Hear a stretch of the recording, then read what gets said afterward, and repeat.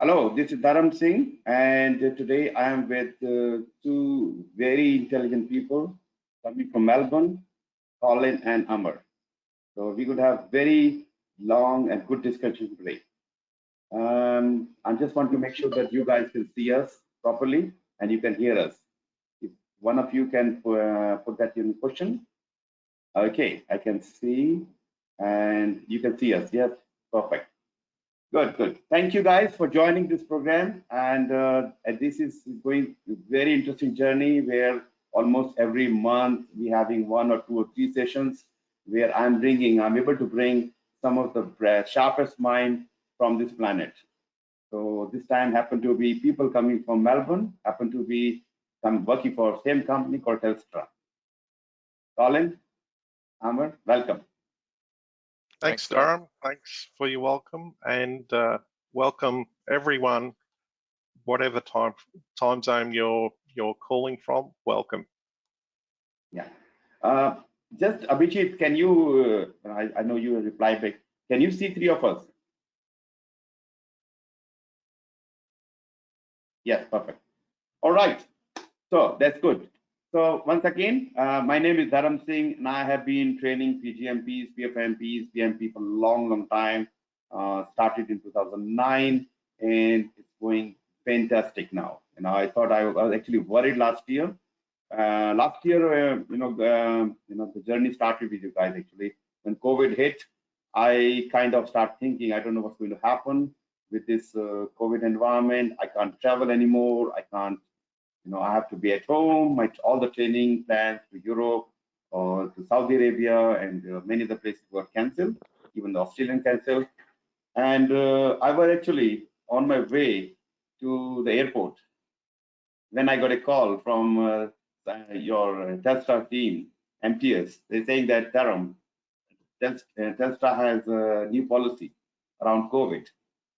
And I was listening. I said, okay, what does that mean? So that means if you come here, we have to be 14 days quarantine, or if your team is joining, then they have to be 14 days quarantine.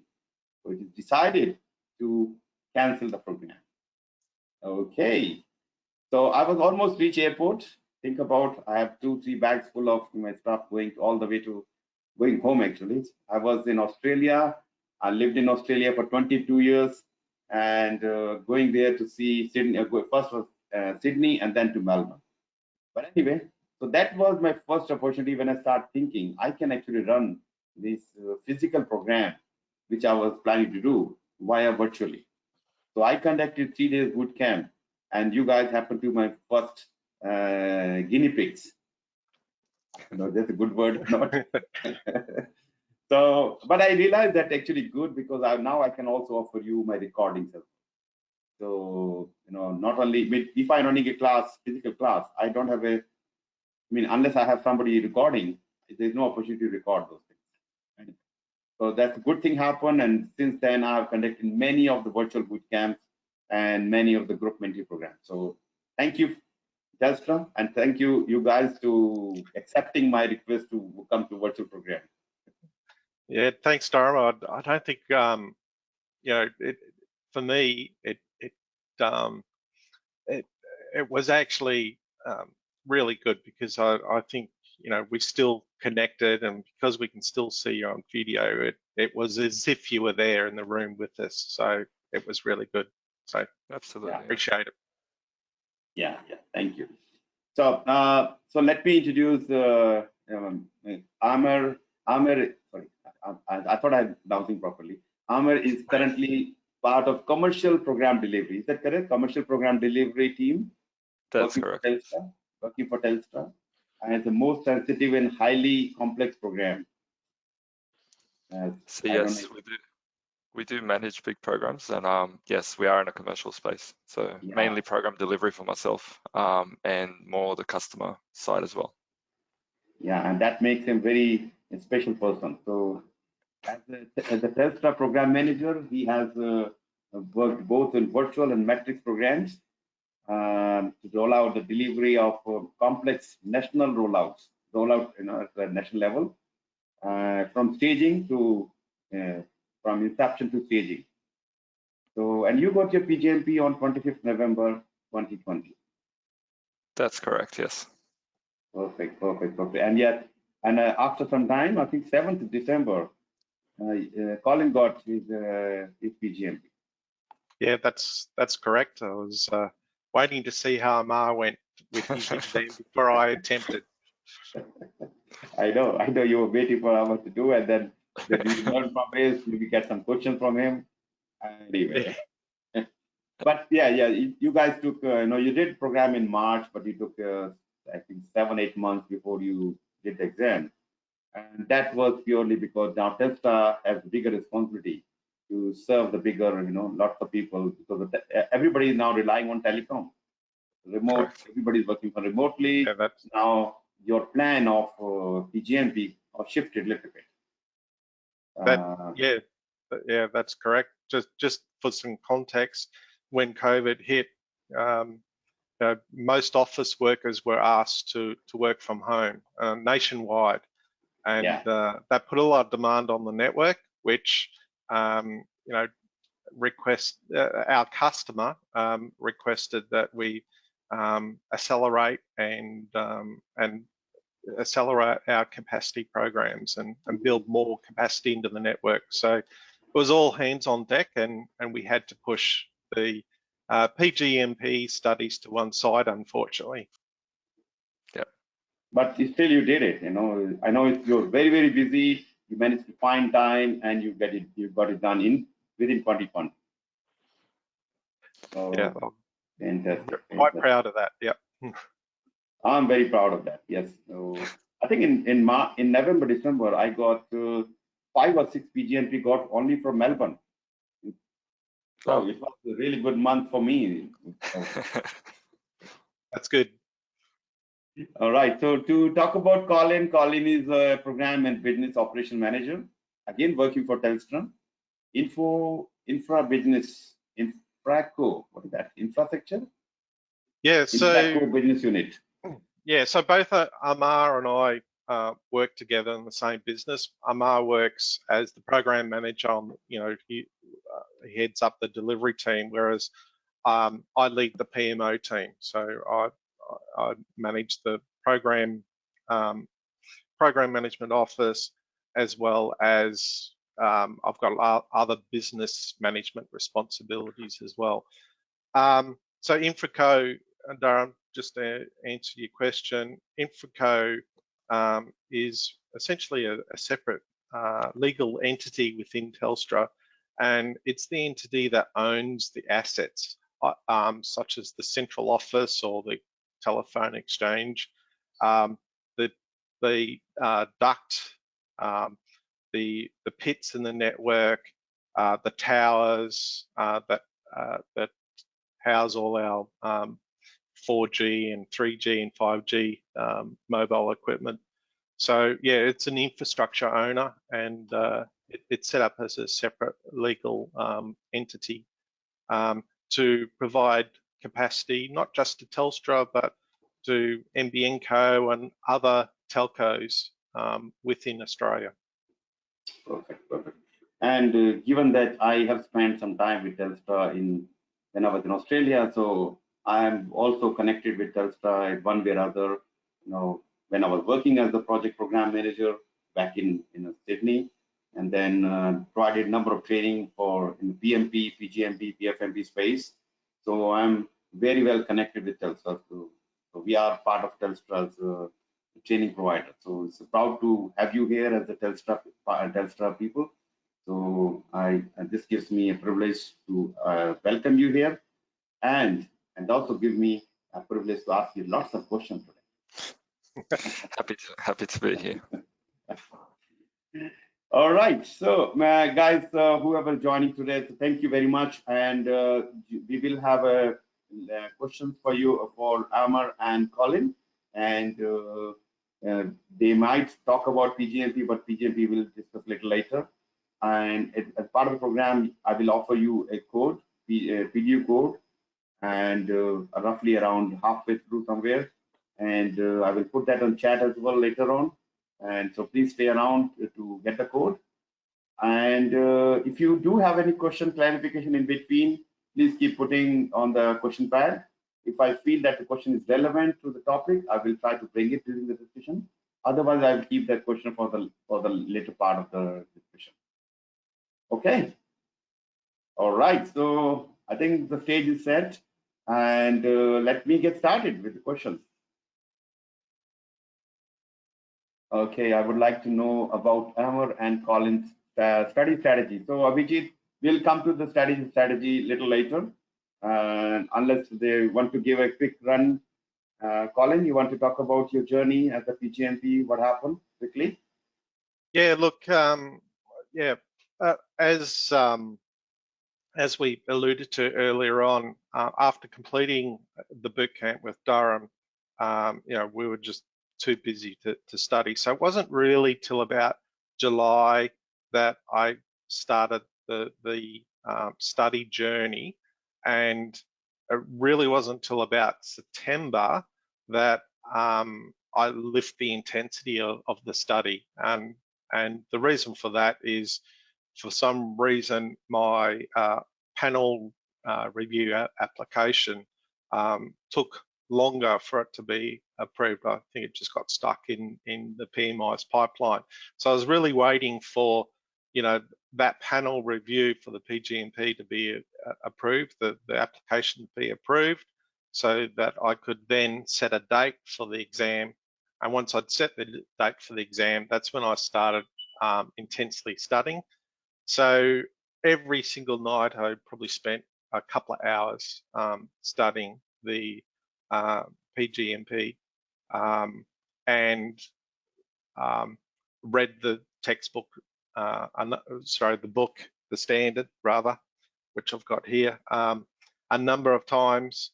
And then when I was comfortable, I started practicing, doing practice exams, and I did a lot of practice exams and some exams multiple times, just to lift my knowledge and understand where I needed to sort of study more in particular areas. Yeah. Ahmed, you want to say something? I'd pretty much agree with everything Colin's saying. A slightly different approach for me. The standard, very good book, but I found it a little bit dry. So I actually went back through the content that you had recorded, Dharam, and I just did a quick once over. And then similar to Colin, I did the same thing. I started picking up practice exams, and some of the test scores that you had given us as a benchmark, that was how I was continuously measuring myself. So do a set of practice exams, take a few questions out, go study that certain section, and then again and again. That's probably but otherwise very similar to Colin. Like, if anything, Colin was pushing me along a lot more than I was pushing him, but yeah, it helped studying together as well. Yeah, somebody asked, how many times did you read SPM? For me, for me, I'd say embarrassingly none. Not all the way through, so certain sections as I needed them. I'm not sure, Colin, how many times you managed. So I read the standard twice, but what I will say, beyond that, whenever I got an exam question wrong, I would go back and read the relevant section that was applicable to that practice exam question. So in the end, it may have been, it could have been half a dozen times that, based on the amount of questions that I would sort of review. Yeah. Okay, so I think we're getting lots of questions now regarding PgMP. And Shahid, you are already in my program, so you know what to expect. So your Ginger's questions and my questions, of course. And did you use any other question bank, guys, at the time? The question bank. So right towards the end, I only focused on the app that you'd given us access to, Dharam. Yeah, my app. Yeah. Yeah, because my mind was starting to play games on me, so I stopped doing the other ones that were a lot more. I guess I just couldn't sit there for the hours on end, so I just pick up the phone whenever I can and just attempt a few questions from different domains. Yes, so yes, I did. Yeah, and likewise for me, Dharam, I used your question bank, which was very good. Ginger's question bank, which was quite difficult questions, and I just can't remember the other blue book that you recommended. I also attempted some exams on Udemy, but I would recommend that you be very cautious about going and getting content off Udemy, because some of the cheaper stuff I noticed, the questions weren't very good. They may have been applicable to a PMP, but they weren't a PgMP level. So if you're going to go down that path, try and get a reputable supplier. Yeah. All right. We'll come back to the other questions as well. Let's get started. So guys, I have a question for you, Colin. Let's start with Colin. How do you manage rising level of complexity?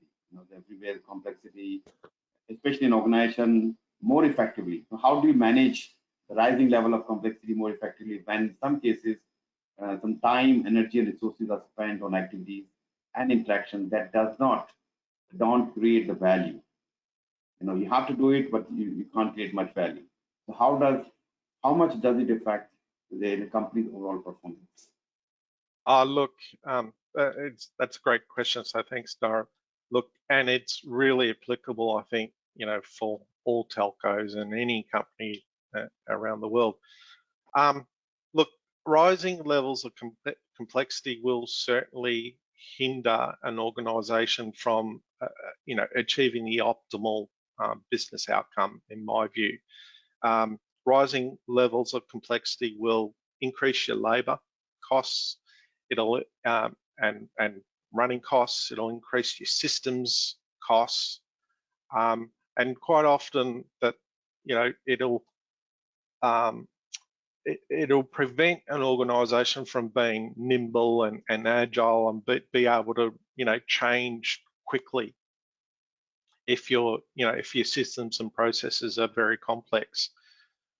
So ultimately, all that hinders will eventually hinder the customer experience, but also it will hinder the company's bottom line, their ability to generate revenue and profit. So in terms of treating complexity, I was going to share an example with everyone that I use, and then I might ask Amar if he's got an example that he can share. So particularly in operational roles that I've worked on within the Telstra and telco environment, every so often, it could be every half year, it could be every year, I'll take a pause and I'll workshop with my team to identify all the areas that are causing us grief in terms of adding too much complexity. Once we've identified those areas, we then workshop how we want to sort of triage and run those items through some sort of payoff matrix, so we can then go ahead and treat each individual item. So when you run things, when you workshop and run those complexities, those items through some sort of payoff matrix, you're able to identify some of the low-hanging fruit, and sometimes you can quickly address those low-hanging fruit items. The ones that are more difficult, I might actually implement a small project to research, investigate, and come up with recommendations to treat those. Sometimes we find those more complex items, it's not worth the cost or time or effort to treat them, so we might accept them. Or sometimes there's things that are beyond our control, i.e.,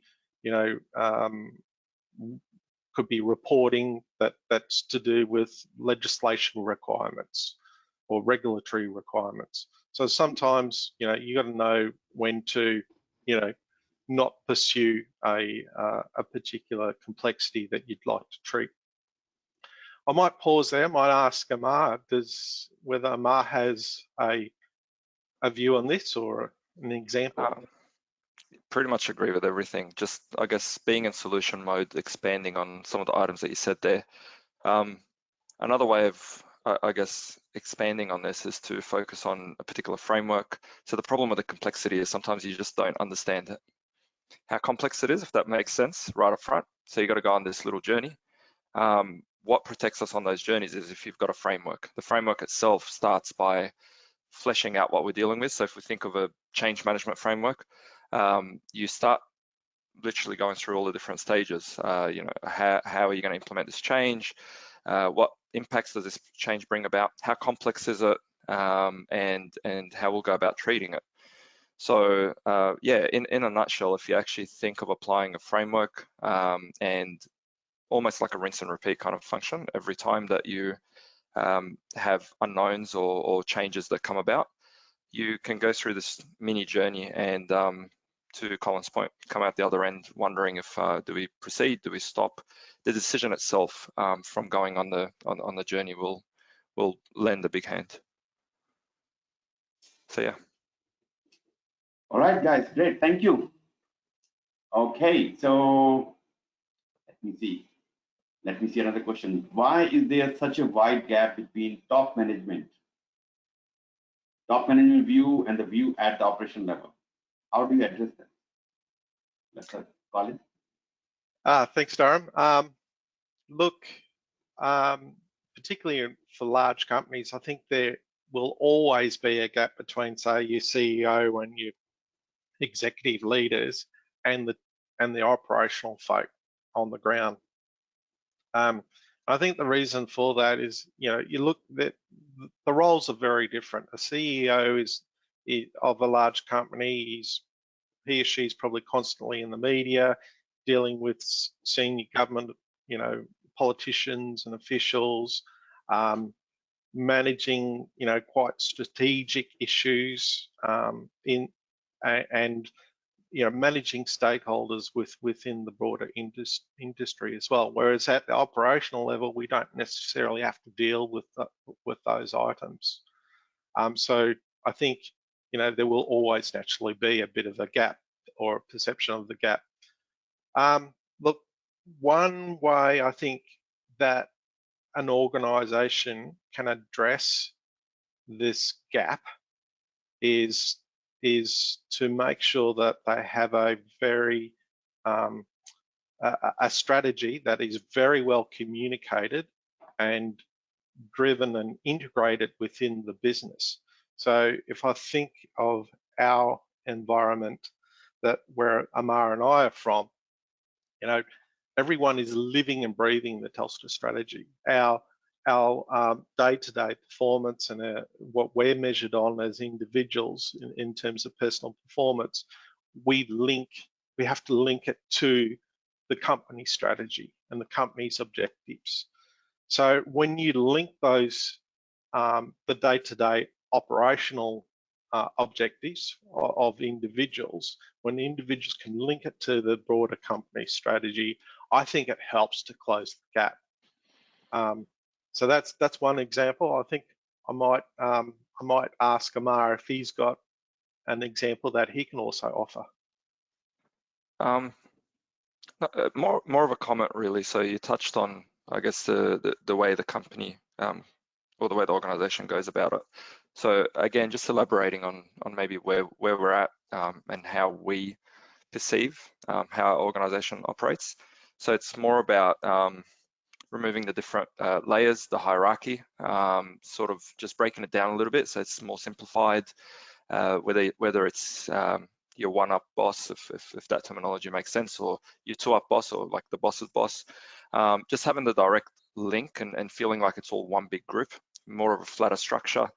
It sort of brings about a better connection and reduces that gap. I won't say eliminates it. And I know, and I'm sure we'll potentially touch on it a few times, but as Colin mentioned earlier, Telstra sort of moving down the path of going more and more agile.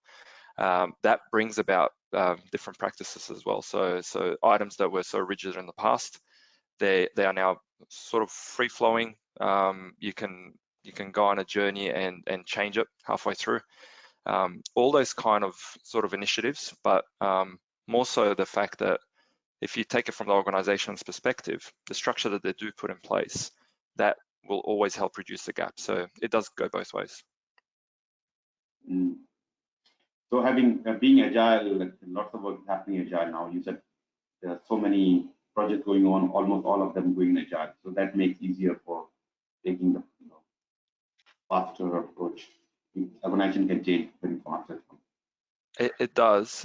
And our area, just to add, hasn't necessarily gone agile, if I could say that.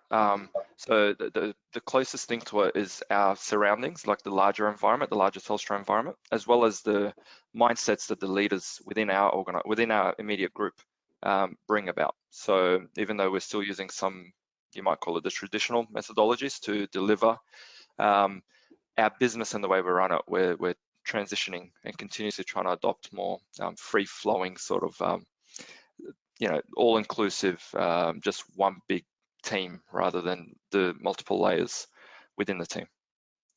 Yeah, I guess in Amara and my environment, we will sometimes pick and choose a particular, approach or methodology that we think it suits that particular, project or piece of delivery. But I guess to Amar's point before, predominantly, we're dealing with large infrastructure projects, and the nature of them, requires, scheduling and is not well suited, in my opinion, to an agile environment. Yeah, I got a question here because both of you are working with the telecom and infrastructure projects, and also talking about agile. Are you applying agile technology, agile methodology on your projects as well? I think Amber mentioned that not all the projects, you don't use agile at the moment. How much agile you doing? So how do I answer this? It's both yes and no. So to Colin's point, like if you look at I'll just focus on our biggest program, just for argument's sake. The majority of the program, maybe 2/3 of it, do run with your traditional, and let's call it hybrid methods, because as Colin mentioned, we mix and match and put it all together to suit it. But then if we focus on a specific area, if I focus on a specific area in my mind at least, within this big program, even though 2/3 of it and the perception is it's running fairly traditional, we've applied the front end of it to force it to become very agile. So that's allowed us to grab early wins, quick wins. It's allowed us to pretty much, again, just to, because I'm sure the viewers don't know the specific sort of program. So instead of going into the detail there, just think of a start date and think of the start date being sort of flexible. So you've got an ultimate start date, but then if the teams are going faster, if the teams want to build up some buffer within their own space and within their own projects, we've gone full agile so they can do exactly that. If they go grab a ticket off a Kanban board and it's a bit complicated, they might just put it back because it's got more time attached to it and pick up 2 other tickets and finish that job and another job. So it's sort of like looking at the program, looking at the front end, it's applied this great degree of flexibility where the individuals benefit from it and we benefit from it, the program benefits from it, and the customer benefits from it. So it's created an ultimate like win-win kind of situation. And that's purely agile. So, and we had it originally set as a traditional waterfall structure. So when we moved away from that, it unlocked a lot of benefits. All right. Anything else, Colin, on this? No, look, I think Amar's quite wrapped it up nice and neat. So yeah, nothing further from me, I think, Dharam, on this particular question. Yeah, great. Thank you, Amar. Okay, so my next question is it's easy to make mistakes? Easy to mistake symptoms of a cause? So share your experience on the role of accountability and retrospection from PMO point of view. So accountability and retrospection. Yeah, and I think that one's for me as well. Look, Dharam, I think when there's an issue on a program or a project, it's easy as an individual to jump to conclusion as to what the cause is. I think as a program manager or a project lead, it's really important to not jump to any sort of conclusion and try and make a level head and not get consumed in the moment. So what we do in our environment is, if we identify a particular issue, or it could be an incident, we often will allocate a PMO lead to look into that particular incident, almost do a mini PIR. That works well for us because, you know, someone from the PMO can provide a more of a helicopter view, and they're a little bit independent from the rest of the team. So they, you know, they're able to sort of dissect and understand what's gone wrong and give a, you know, an objective view and provide some objective recommendations as to how to potentially treat that or prevent that issue from occurring in the future.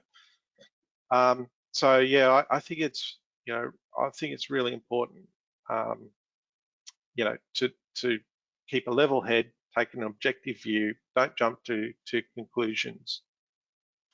Amar, you might also have a view on this as well.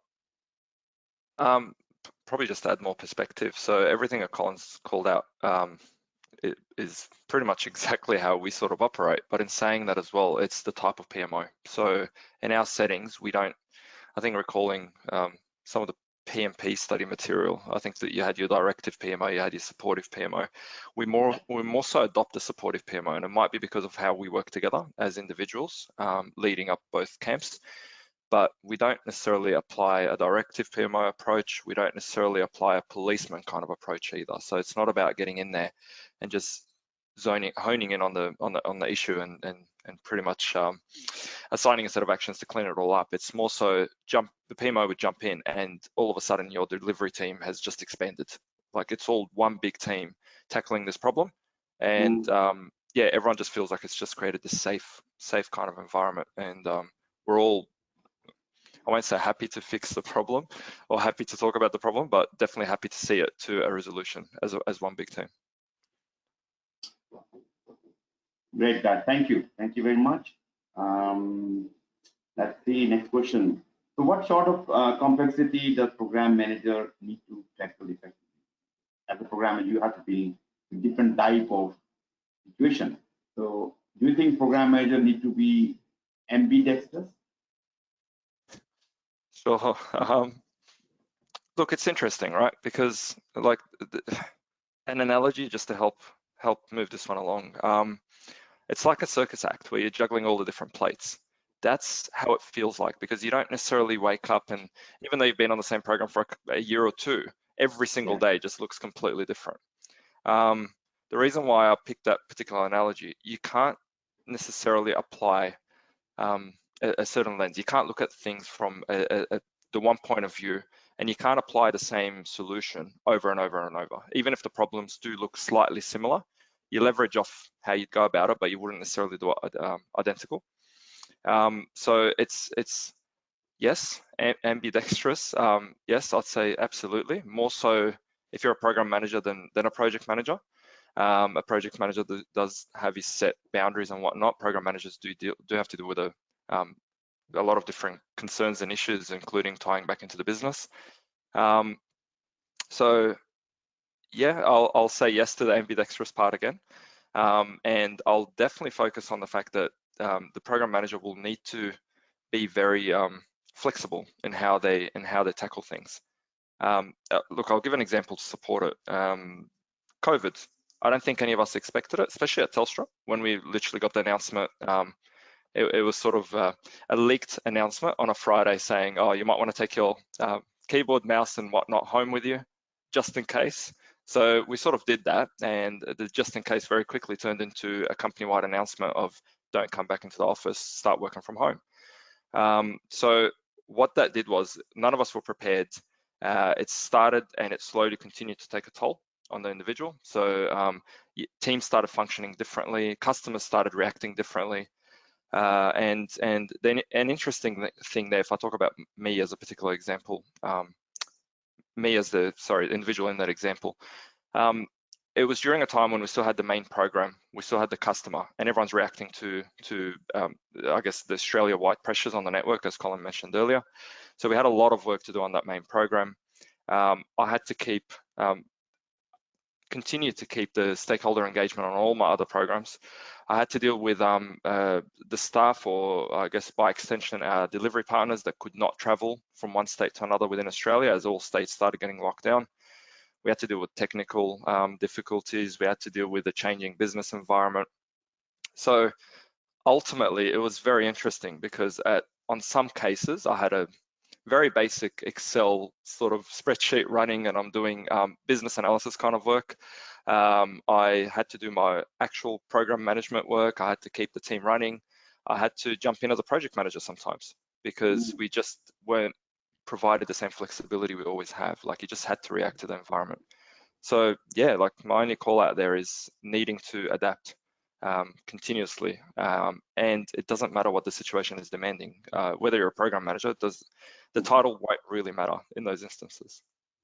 I know. Colin, you have something to say? Yeah, Amar, I'd just like to say I really liked your analogy of juggling those plates. Yeah, so I can't get out of my mind you in a clown suit at a circus. So. Please do. Anyway, just to sort of reinforce what Amar said, I think a program manager really needs to have a wide variety of skill sets. They need to be skilled in all sorts of facets of the program, and I think Amar's example sort of just reinforced that. So yeah, the program manager really needs to be a jack of all trades, I would say, and that's how I'd sum that up. Yeah, agree. So just to add on the question, that you've gone through PgMP journey, you learn a lot from the standard. So the standard is talking about various skills required for a program manager. So do you think those skills are useful when you are running your programs? Yes, I do. Yeah. Yes. Yeah, absolutely. For me, completing the PgMP, not only did it sort of broaden my horizon on program management, but for me there was particular areas around the strategy and the benefits management that is really sort of important. And sometimes as project or program managers, you can overlook those things. So for me, it's really instilled, that a good grasp of it's given me a good grasp of benefits management.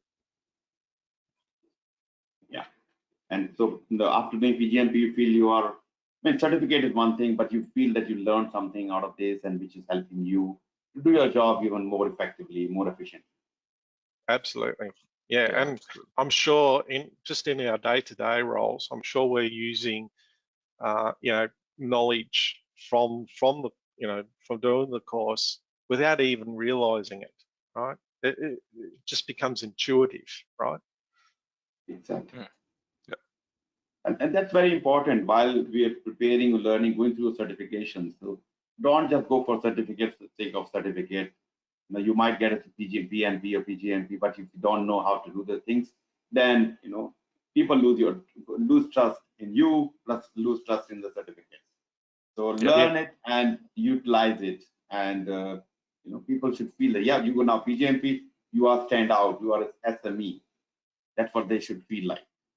Yeah, that's right. Yeah, totally agree. Perfect. Okay, let's move on to the next question. How can a program manager respond deftly to the client's rapidly changing needs without compromising the benefits? Yeah, sure. I might take this one. Please. So look, it is interesting. I think it all depends on context, structure, what we're actually dealing with. So I don't think it's a one solution fits all. And I guess if I go through the scenario in my mind, you can do a lot up front. So you can do a lot to prepare, to be flexible, if that makes sense, or respond quickly. And I guess I won't say unfortunately, but the more standard approach is to react to an unforeseen, and also try to do it as much as possible in a flexible manner. So I'll describe what I mean. Like once upon a time, I used to think it's all about just reacting. So you set up a fairly standard program and you go about it.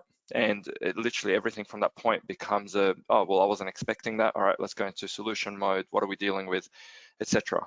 Now, one of the, a couple of years back now, one of the program managers I learned from, he always applied this proactive approach. So we'd spend a lot of time up front, and even in parallel sometimes if the program just has to start, to set the scene, to set the boundaries, to test the process, test the unknowns, basically. So he just tries to flesh out as many unknowns as possible up front and put them through like what if scenarios, essentially, and do that with the client. So we'd obviously do it first, we'd start fleshing it all out, we'd take it away, we'd go test it with our commercial teams, being a commercial space and whatnot, saying, if this happens, we'll lose money, or what do we do here? And then we go back and workshop it with the client and then agree to many of these. So so the client knows, for example, if this ever happens, I'm going to be up for X amount, or if this ever happens, there's no issues. Telstra will take care of it and whatnot. So it seemed like a lot of work at the time, but seeing it play out was honestly priceless. You deal with a lot of scenarios, maybe 50, 60% of them, knowing that you've defined the boundaries up front and your response to them. Now, the ones that in the very traditional method you'd have to react to, the only thing you can do is work best within your environment. So technical program, I guess I'm privileged in a way that my sponsor is also from a technical background. So whenever we get problems on the ground or on the day, or the customer tries to change pretty much the requirement or request something different, it literally is almost a one-on-one, very quick conversation with the sponsor to get that initial sort of guidance. And from there, you might break out into, react by an emergency workshop, a quick get together with the representatives for the contract and whatnot. And you do find a solution that way. And the first one might be difficult, but as you do that, I guess, over and over, you become a lot quicker. So it can become a resolution within the half hour kind of thing. So yeah, I'll just bring it all back to say, I think there's a proactive opportunity there. I don't know if everyone uses that. That was new to me when I first saw it. And otherwise, there's a reactive one, and you just work to your environment if that's the way you choose to go.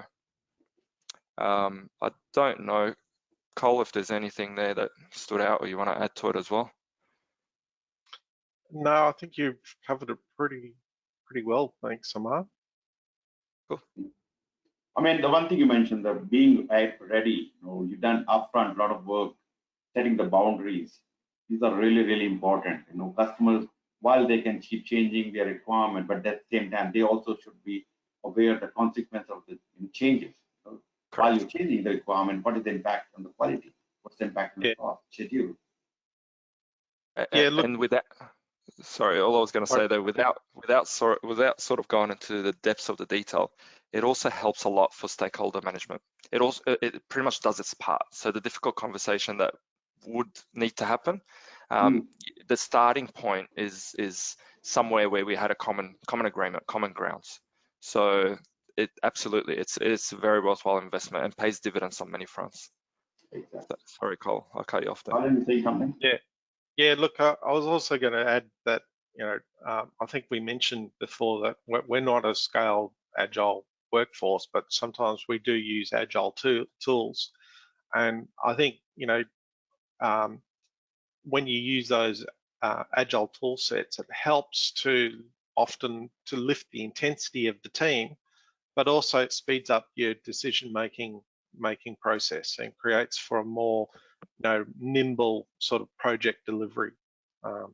So I just wanted to add that I think certainly in our area there is a push to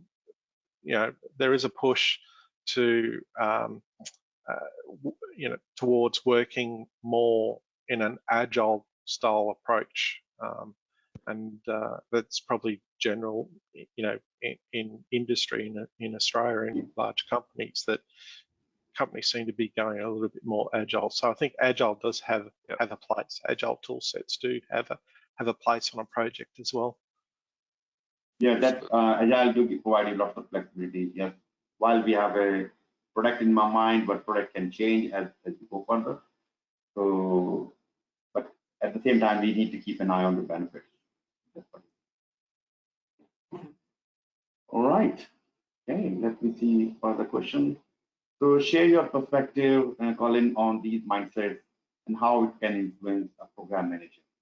And what could be ideal mindset, following like lead as a business, not as a project? Okay, so lead as a business, not as a project. I guess I'm personally of the view it's critical for a project manager to have some broader business sense.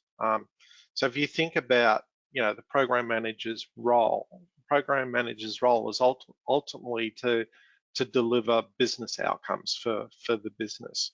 So they do need to have a good understanding of the business drivers, and their customers that they're working for, the stakeholders that we're working with, are from the business. So they need to be able to speak the same sort of language.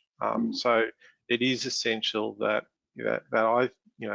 that a project manager does sort of lead as a business, not necessarily as a project. You can deliver a project, but it doesn't necessarily mean it's going to deliver outcomes for the business. So I think program managers do play a role in terms of making sure, constantly got their finger on the pulse, making sure that their program or projects within the program are going to deliver the business outcomes that's intended. And if they're not, well, then the program manager needs to trigger some sort of change to get the program on track so it does deliver the business, the tangible business benefits.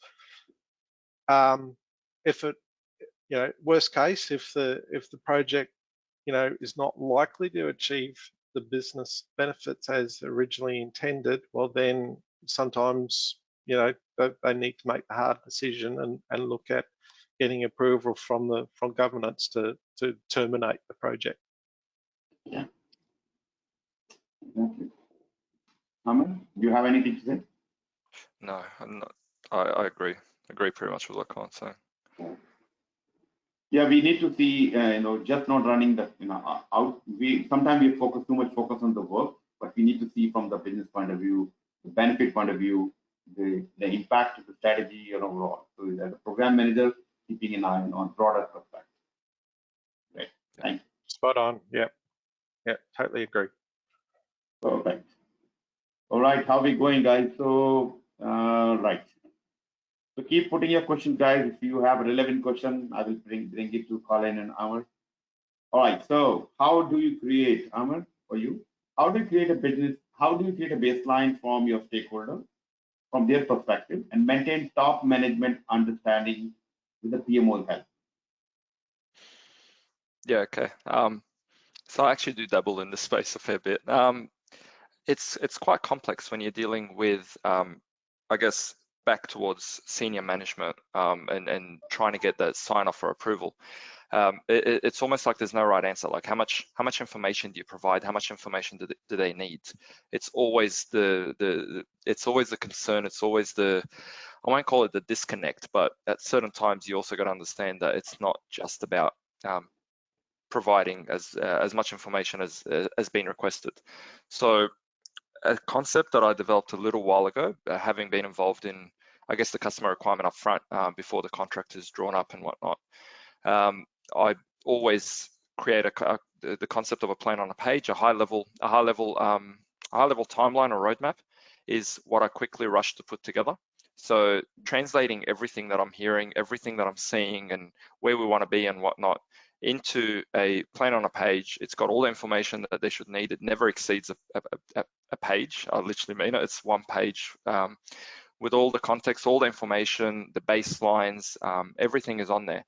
And you sort of do that with input from your own business, with input from the customer as well. So it's got multi-dimensions to it. And what you end up doing is you, from the minute you're starting to get all the input, you're ensuring alignment. As you present it to senior management, whether it's in governance forums, whether it's with the customer or not, you continue to get that buy-in until we ultimately get to the point where we've seen it enough times, we've discussed it enough times, we've reiterated it many times. It gets pretty much, it's no surprises. You get to a point where you simply just achieve that tick that you're looking for, whether it's from your business or from the customer. And that's pretty much what drives not only the one baseline, it'll drive a few. So when we talk about getting sign off on baselines, in my mind, I might be thinking high level durations and what we need to do at what points in time. Either or, many different dimensions, many different flavors, but it's literally all about aligning management as many times as needed throughout the journey. Colin, I don't know if you've got maybe something to add to that. So, sorry, just a quick question, Dharam. I think the question was around taking full ownership of outcomes. Yeah. Yeah, so just in terms of taking full ownership of outcomes, I think program manager does need to take accountability. You know, if they don't take accountability on a program, that, you know, there's obviously a leadership void. And it will impact your program if you are not taking accountability. I guess, you know, if a program manager is not taking accountability of the program, I think they're probably in the wrong job. They need to, you know, lead by example and you know, deliver the program. Okay. All right, good. So let me release the video code. So I mean, people are here, you know, some people wanted to claim that one, and it will give you one PDU. And let me put it, the course identifier, you want to note it down. Course identifier is PME XP, then dash ABCB dash 01. And the PDU claim code is 3998 S2 RTTP. I'm going to put that on chat as well, just for everybody. Let me repeat it. So the course identifier is PMEXP dash ABCB dash 01, and the PDU code is 3998 S2 RTTP, so 3 T's. All right, let me also put in the chat. Okay, let me stand it. So you should see the chat as well, guys. So don't worry. You hear if you are listening late after the program. If you can't understand what I said, please feel free to send me a message. I will reply back to you. But the people on the call at the moment, you should see the chat and you have the link. Okay. So right. So we are still going on, guys. So let me continue with other question. And if you please stay if you can. And lots of questions for Colin and Amr. And you still have opportunity to ask questions. Please continue to ask. So the question I have is, measure what you can. Colin, for you, measure what you can and learn from what you measure. Can value be quantified? So you can measure what, measure what you can and learn from what you measure. Yeah. Look, I think I'll start off. You know, value can be measured. However, some value is more difficult to measure than others. So, yeah, some value is quite, you know, is tangible. Other value types can be considered, you know, intangible. I guess on our programs, most of what we measure in terms of value is quite easily measurable. I think I said before, we measure, revenue and margin and, the profit. So, we've got metrics certainly around our financials, but we also apply metrics around our quality management, which is another thing that's reasonably easy to measure. Health and safety on our project, timeliness on our project we measure. They're all things that are relatively easy to measure. I will point out though, I said before that there's some things that are quite difficult to measure, but I think that's more, not so much from that it's not really something I suspect you'd ever need to measure on a program or a project. It's probably something more, that you measure within the business, and they're things like branding and talent and intellectual property that are very difficult to sort of measure, and it's more like an art form than a science. But yeah, certainly the things in our business that we measure are quite tangible, and we do measure them on a minimum on a monthly basis, if not a weekly basis. All right, Amr, do you have anything to say? You don't. No, I agree with Colin on that one. So I got a question, and because I'm taking this question, this person Syed has to leave. So he has a couple of questions before he leaves. Let me bring it on table. These are not specific. These are specifically going back to PgMP. So question for you, Amr: what would you do when you get a question wrong, and do you go back to SPM or any other source? So talking about PgMP, when you're doing the mock exams, what do you do when you get a question wrong? Yeah, sure. So it was very interesting because a lot of the questions that I did get wrong, when I go back to the standards, I started, like I said, it was almost like it was all playing mind games with me. You'd actually find the answer spelt out. So then I started doubting myself, thinking I need to remember this word for word, because you'd read the paragraph and the answer, there it is, right there, right at the top, calling it out, telling you exactly what it should be. So for a fair bit of the journey, I kept thinking, okay, I need to read this document cover to cover and know it quite well. But what I started realizing, like I didn't go down that path. What I started realizing was I do more questions and get more questions wrong.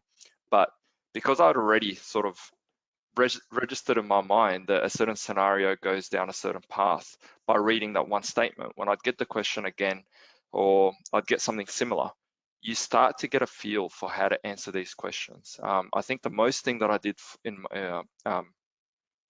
during my study, very similar to Colin, just a couple of hours every other night there, assessing the questions that I was getting wrong. I'd rarely do a practice exam during the week because I just couldn't after a full work day. But I'd spend time just fleshing out what did I get wrong, how did I get it wrong, and then I'd get to the weekend and do another practice exam, or a different one even, and you'd start seeing that the general concepts you're starting to understand. You'd start even realizing which domains you're stronger at than the other domains. So I'm not sure if that sort of answers the question, but that's all I really did with my. It's almost like the incorrect questions created study material for me. I'd go on that journey of why did I get it wrong, how did I get it wrong, and so on. Yeah, it's always good to analyze. Yeah, Colin. I'll just add to that. I think, Amar, if that's okay. Yeah. Amar and I were both, I guess, study partners. So what if I got an exam practice question wrong, and I couldn't find the answer myself by, looking at the standard, I'd reach out to Amar, and sometimes, collectively by both of us discussing it, we'd find the answer ourselves, together. So sometimes it's good to have I guess what I'm saying is sometimes it's good to have a study partner, a study buddy. The other thing I will say, if on the few occasions that Amar and I couldn't work out the answer, I'd actually used Dharam's WhatsApp group and post the question on Dharam's WhatsApp group, and collectively you'd get answers from individuals, or sometimes even Dharam himself would provide an answer for you. So yeah. Completely agree. I'm just going to, I think you mean the Telegram group, just in case others are wondering. Telegram group. If there's a second or third group. Yeah, we have only Telegram group at the moment for PgMP. So Yes. that's very useful, and people, when they're struggling with a question, and I saw your questions as well on the Telegram group, and now and then.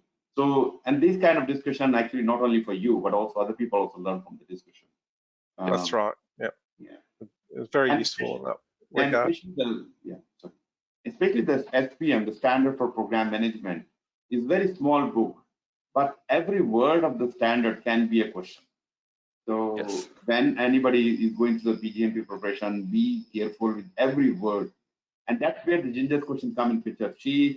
Her questions are very detailed, lengthy and confusing, but her questions are to the point, and maybe things which we never read or superficial read. You might score not good enough to start with first exam. I don't know how much you scored, 30%, 40%, 50%. But if you take as the approach of, okay, why I'm getting wrong, why I'm getting even right. Sometimes you get right, but you don't know why you're getting right. So analyze every question, why I'm getting wrong. Look at the explanation in the questions, of course, and also look back to the books, references, whether it's a SPM, whether it's a standard, whether it's examination content outline. And most of the time you'll find your answer somewhere hidden in that text. Okay. All right. So before Shahid leave, I think he's ready to leave, but let me take one more question. Folks, I am worried about rereading complete PMBOK. What did you do about it? I mean, Shahid, you did let me answer this. You did PMP recently, and you are my student anyway. So I told you in my first class the topics you should be focusing on, and those topics are coming from the lesson learned from lots of people. So I'm not expecting you to read the full book, rather focus on some of the topics which I mentioned. So that means you don't have to read full book and from start to end. You focus on whatever is relevant or whatever makes more sense, especially the tools and techniques. Whenever we read the PMBOK, tools and techniques, some keywords, some name, wherever you see name like Monte Carlo simulation, Pareto diagram, Demings, those names, Ishikawa, are going to be very, very useful. So please, whenever you read about PMBOK, focus is on tools and techniques. Don't worry too much about input and output. That will not help you too much. But yes, if you are not a PMP, somebody who's wanted to directly to PG and going to PGMP, you may like to read PMBOK a little more detail. Okay, especially the glossary section as well. Back of the book, the PMBOK has the glossary. Make sure you read this. And if you don't understand some terminology or some concept, please, you can start with Google. Google it. You may find lots of videos around that. And if you don't, still not satisfied, you can reach out to me. Like, Dharam, I'm trying this. I'm not able to get this. Can you help me with this? So I will definitely help you out with that. Yeah. Anything else you like to add, guys? Yeah, look, I just add to that, Dharam. I'm not PMP certified. I didn't read the PMBOK from page to page, but I did exactly what you said, Dharam, and read the sections that you called out as relevant, such as Monte Carlo analysis and the other sections. So yeah, I certainly didn't read it from page to page, but I did read some of the relevant sections. Or if I found a question in one of the practice exams, and I hadn't seen it in the PgMP standard, I'd then have a look in the reference section of the PMBOK. Yeah, I agree. Yeah. Let's say one. Let me take a question. Was results consistent with preparation weakness, or did you get any surprise? So your preparation. Sorry, first part again. Yes. Was your results when you saw your PgMP results, about target, consistent with the preparation, weakness that you had at the time, or it was different? Mine was the exact opposite. so where I thought I was going very good, and I left it alone, and I started focusing on the other bits. They were the bits that I sort of went really good in. So no, mine was a little bit back to front. But I think the only key takeout for me, because I thought I couldn't translate my results there and then when they give you the piece of paper, and then it turns out that I actually went quite good when they sent me the detailed email the next day or the day after.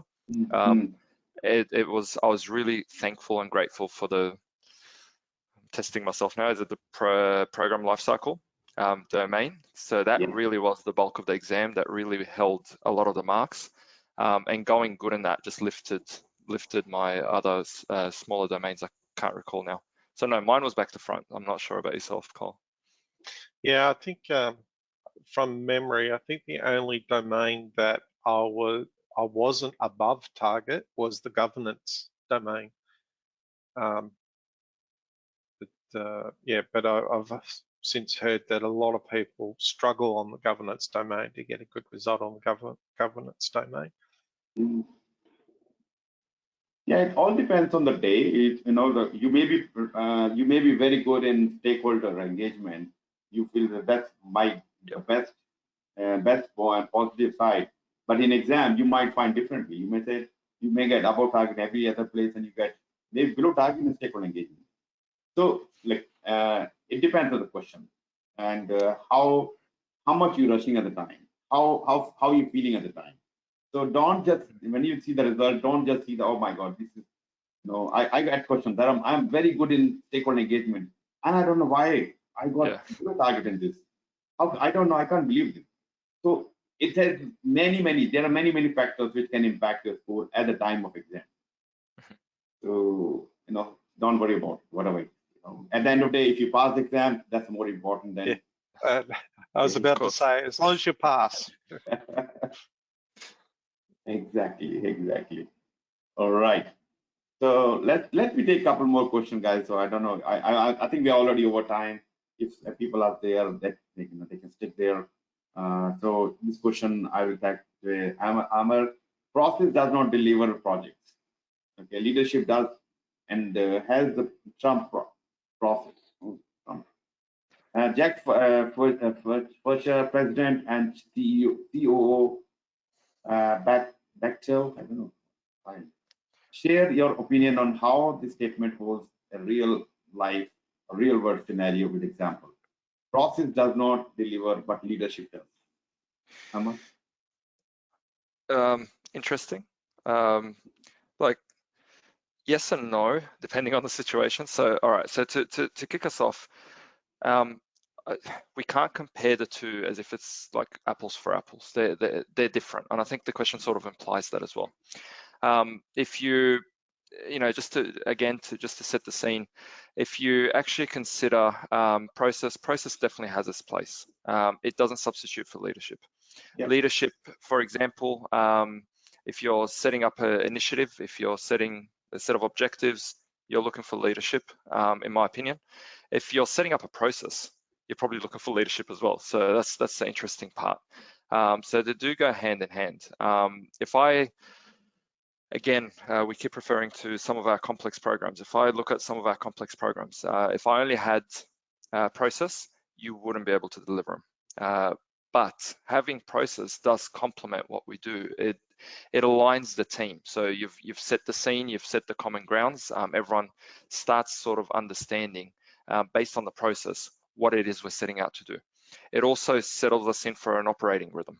So everyone sort of is guided back to that same focal point, the process, etc.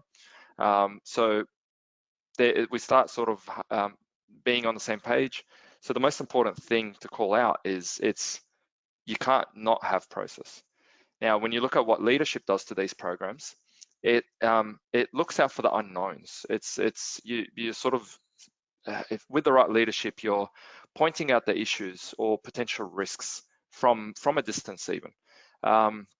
You're addressing them, you're setting the strategic direction. Some of these programs do go for a long time. So the process itself doesn't become obsolete, but it might need adjustment and alignment back to the business. So I would dare say that it is an interesting statement, because you have to have the leadership part. They do go hand in hand. If I was to focus on the basis and the foundation, you may start off with leadership to create the process, but then the process behaves or acts as the foundation, the underlying sort of structure that pulls it all together. And yeah, I'd probably leave it there in terms of leadership and process. Now, if I just a different way of looking at it, if I look at a tangible example, so directly looking at where I might need leadership and where I might need process, and maybe forego one or the other.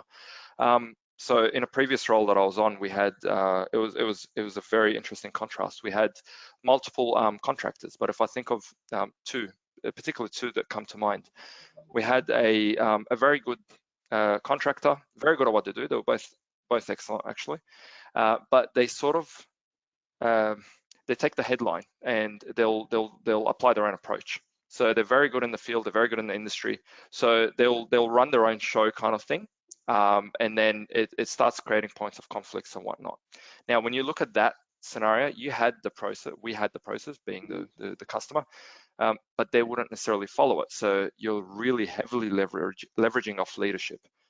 When do you sort of turn a blind eye? When are you okay with it? When do you need to pull them up on it? When do you need to get involved, etc.?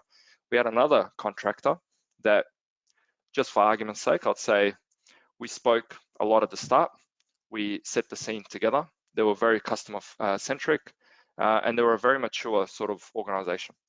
Beyond the start, they literally grabbed the process, kept following it, rinse and repeat, giving us feedback where needed, and ultimately, they, a year or even 2 years later, they delivered by following the process, minimal leadership, minimal involvement from us. So I'll probably leave it there. The first one's a bit of an intangible example, but yeah, at least in the case of certain entities or projects, yes, you can sometimes have process not need much leadership, but leadership is definitely needed in all the scenarios. Yeah. All right, Colin, do you have anything to say? Yeah, look, I agree with all of them. Amar's points there. I think process is very good in making sure that, as Amar pointed out, that you align the team and you set up a very good operating rhythm. If I use an analogy, often where, I see my team or our team as, we're all in a dragon boat, paddling together, and we all need to synchronize, and that's what process does for you. It allows you to work synchronously. I think leadership, though, you do need leadership, as Amar pointed out, and you need leadership to know when to change that process, or know when things are not quite working optimally, and change, knowing when to tweak that process as well. So yeah, I guess that's my small bit of input on it, Dharam, on the situation. Yeah. Perfect. Great. I will take one more question from our set. Let me ask you this question. Why are project managers still not trained adequately to manage different type of projects? And what role does an organization need to do to overcome this imbalance? So maybe we can start with Amar on this. So it's actually quite a common discussion point, I guess. Yeah. Look, I'll take it from a different angle or a different approach. So if I park training for a little bit, it's also the organization that needs to, they're the ones that I guess kick off, or the spark of the project, or where it starts. So it really is up to the organization to pick the right individuals with the right skill set. Sometimes it's even attributes. So we all know, like, I think everyone would agree that it's managing a project isn't necessarily following a textbook. That's not how it works. So to take a couple of steps back, that's probably where we need to start on the right track, pick the right individuals, etc.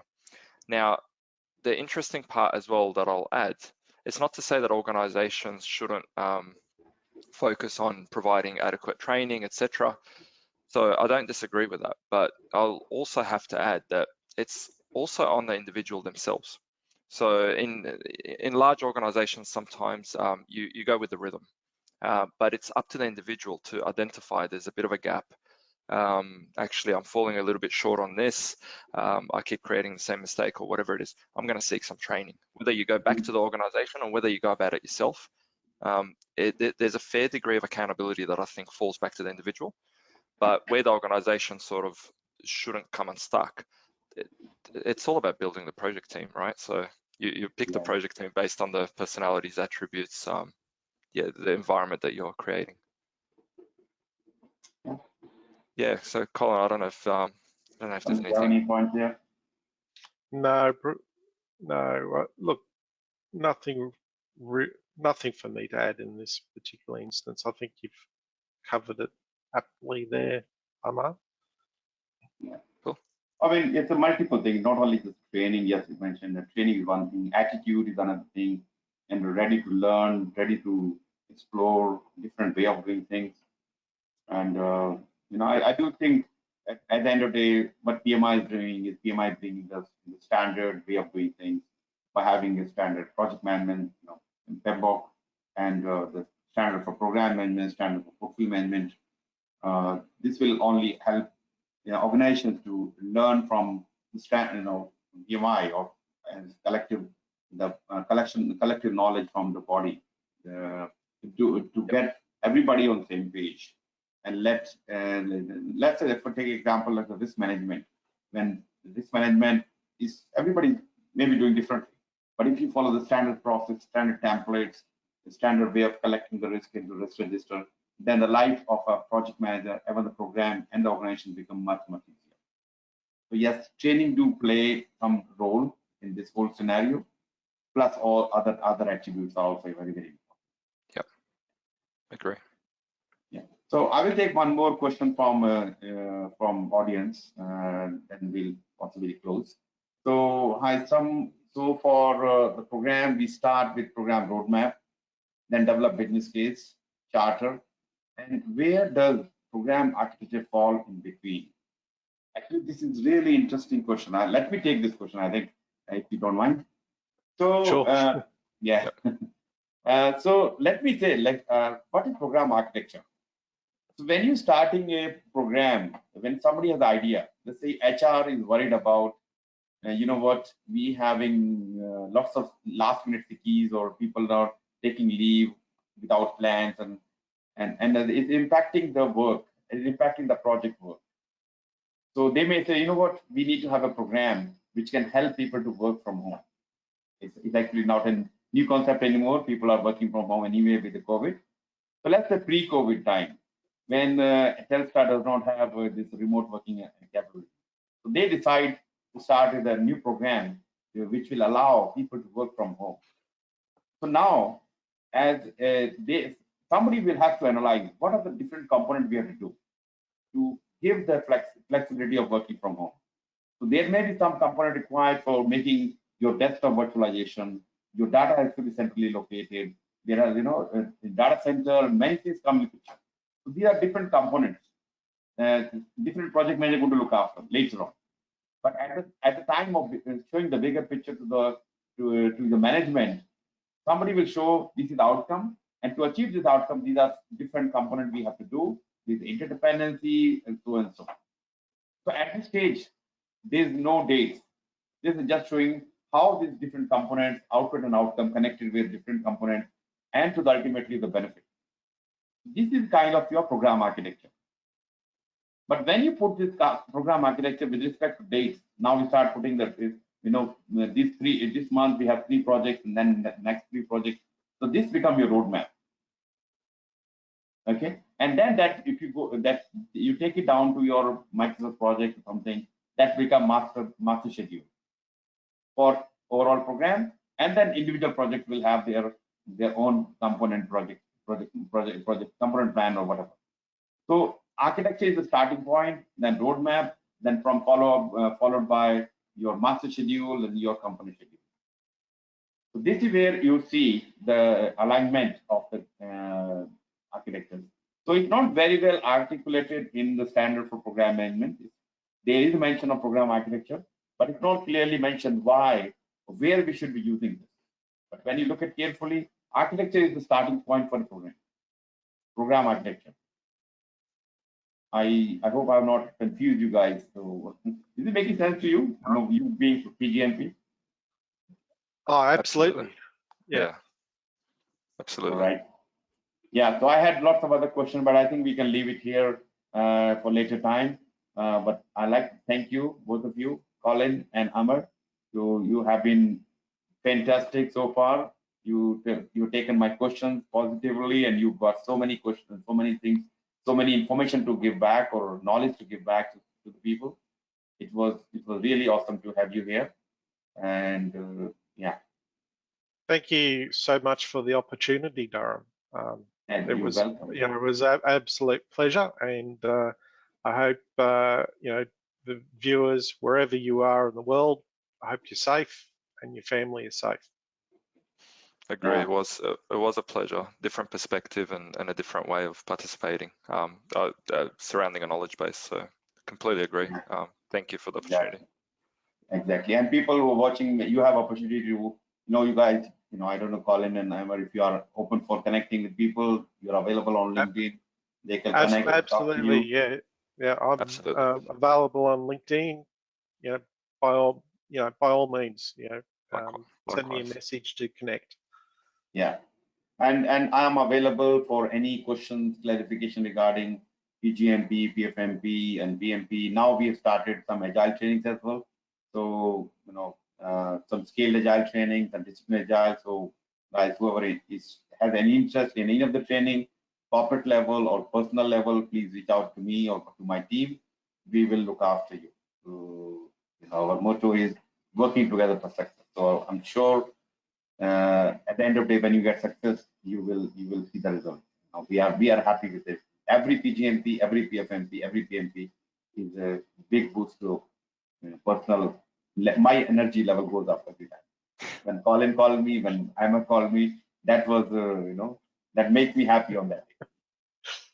Absolutely, it was awesome. Yeah, great. Thank you guys for joining. Thank you all the people who joined today. It was absolute pleasure and honor to have both of you guys here and all of you in the audience. Please reach out to us for anything we can help you with. Thank you. Thank you. See you all. Bye. Bye.